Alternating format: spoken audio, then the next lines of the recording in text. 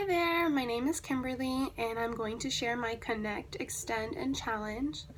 Bear with me, I'm a little sick. So I wanted to start off with the Connect. Sorry, I realize these are going to be backwards, but I'm facing the camera.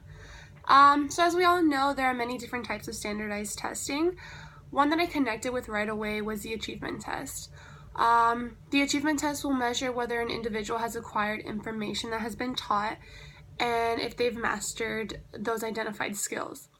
So when I thought of achievement tests right away, I thought of FCAT because it said in the textbook, an achievement test measures ability and that it evaluates a child's achievement related to specific prior instruction. So as most of us know from either our days in elementary school or from doing field hours, we've been taught, the instruction we've received has been based on some of these achievement tests. I remember being pressured in elementary school when we were learning about these different subjects. There was one instance I remember learning about context clues, and I remember the teacher would tell us, you have to remember what this means and how to use it. It's going to be on the FCAT. And not only just context clues, I remember so many things that were being told to us in that way.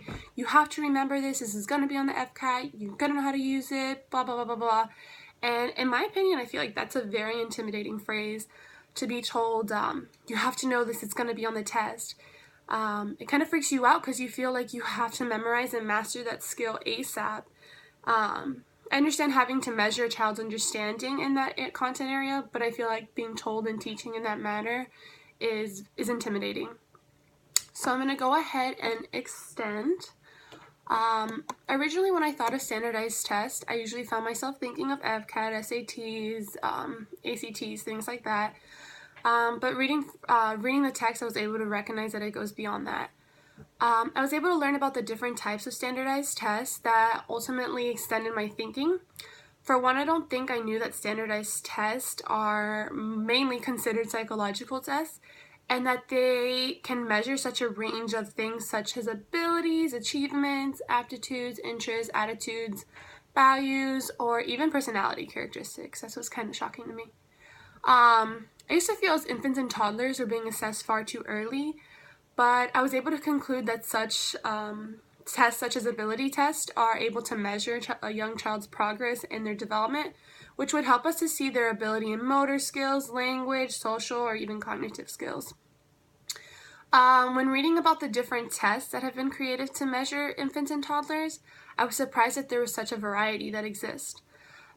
These tests, such as diagnostic tests, are used to identify developmental or physical disorders, which would be beneficial to identify sooner rather than later, since we have so many resources and tools to help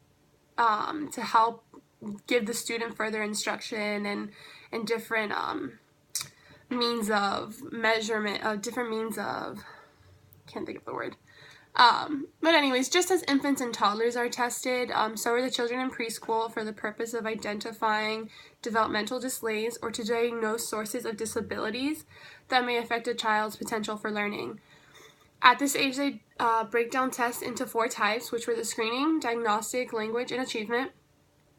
The screening tests are used to detect any signs that the child may have a developmental problem that needs to further be examined. What I liked was that on figure 3.2 on page 58 in our textbook, you could see here the different types of things that may be used on the test that really helped me to see what a screening test might actually be like. That they'd be asking a child gross motor skills, can you jump, hop, skip, things like that. So that was interesting and helped me extend on what a screening test actually is. Then if there was problems identified in the screening test, I'd move on to diagnostic. The language test, I was actually surprised that it's more beneficial to a student because it'll help us determine if a child would benefit from a language enrichment program, which really would help ELLs or students living in poverty that don't get that language, the talking with their parents and communicating. So that's really, really useful for those students. Then on page 61 and 62, we get to see all those different types of testing, the different screening, diagnostic, language, and achievement test. So that was great to actually see what the different kinds are. I was also able to understand that tests for school-aged children are also designed to find delay in language, cognitive, and physical development, as well as identifying disabilities as children move on to the primary grades, which is why they also use what the Children for Preschool, the Screening Diagnostic Language and Achievement Test. The achievement tests are actually said to be useful when making decisions about instruction, which I totally understand. Originally, I would think, how can achievement help when it's just FCAT, because that's at the end of the year, so how are the teachers going to know? But it could be as simple as a spelling test or math test that helps teachers see, okay, they're not really grasping this content of math, so it's useful for differentiated instruction for teachers. Prior to reading this chapter, I wasn't aware of how standardized tests were designed and developed. That was really interesting to learn about. It opened my eyes that there is a lot of work and collaboration that goes behind establishing a purpose, then figuring out what kind of characteristics and format to design the test. There's different, I know they look into like the grade level and is it going to be true or false, long responses, I know I hated those. But it was interesting. It was interesting then also to read about the experimental forms that are tried out with different students, which in turn helps them create a final form of the test.